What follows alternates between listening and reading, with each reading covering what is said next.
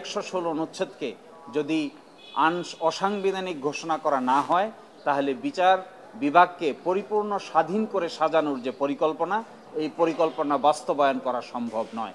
আপনারা সবাই জানেন যে মাননীয় প্রধান বিচারপতির দপ্তর থেকে আইন মন্ত্রণালয়ের কাছে পৃথক বিচার বিভাগীয় সচিবালয় প্রতিষ্ঠার জন্য চিঠি পাঠানো হয়েছে।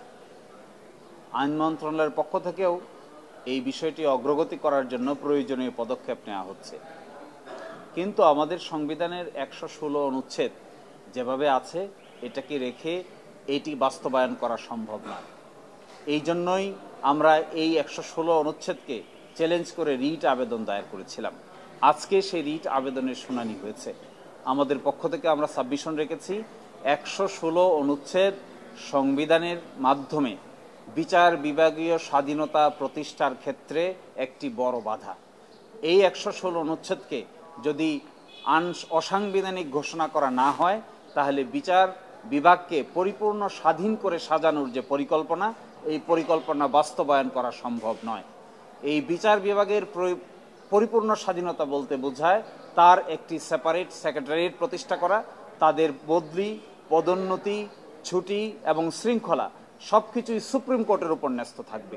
কিন্তু এখন আছে এটি মহামান্য রাষ্ট্রপতির উপর ন্যস্ত আছে। যদি সুপ্রিম কোর্টের উপর ন্যস্ত করা যায় তাহলে অধস্তন বিচারকদের উপরে সরকারের যে নিয়ন্ত্রণ থাকে, আইন মন্ত্রণালয় অতীতে অধস্তন বিচারকদের যেভাবে নিয়ন্ত্রণ করেছে, রায় দেওয়ার ক্ষেত্রে, তারিখ দেওয়ার ক্ষেত্রে, সাজা দেওয়ার ক্ষেত্রে, বদলি করার ক্ষেত্রে, এক জায়গা থেকে আরেক জায়গায় একটি রায় দিলে বান্দরবন খাগড়াছড়ি পাঠিয়ে দেওয়ার ক্ষেত্রে এই সকল ধরনের অসাংবিধানিক এবং স্বাধীনতা বিরোধী যে কর্মকাণ্ড তাদের করা হয়, এখান থেকে তাদেরকে মুক্ত করে দেওয়া প্রয়োজন। এখানে অনেক ব্রিলিয়ান্ট অফিসার আছেন, এখানে অনেক যোগ্য ব্যক্তিত্ব আছেন। এই যোগ্য ব্যক্তিত্বকে যদি স্বাধীনতা দেওয়া হয় তাহলে স্বাধীনভাবে তারা বাংলাদেশের জন্য, বিচার বিভাগের জন্য কাজ করতে পারবে। একথাই আমরা আজকে বলেছি। তার সাথে এটাও বলেছি যে এই কথা 116 অনুচ্ছেদ যে সংবিধানে থাকা উচিত নয়, এই কথা বলেছে আমাদের 5ম সংশোধনী মামলার রায়ে সুপ্রিম কোর্ট, বলেছে 16 সংশোধনী মামলার রায়ে সুপ্রিম কোর্ট, 13 সংশোধনী মামলার রায়ে সুপ্রিম কোর্ট এবং জাজেস কেসে সুপ্রিম কোর্ট সুনির্দিষ্টভাবে বলেছেন যে 116 অনুচ্ছেদের কারণে পরিপূর্ণ স্বাধীনতা দেওয়া সম্ভব নয়।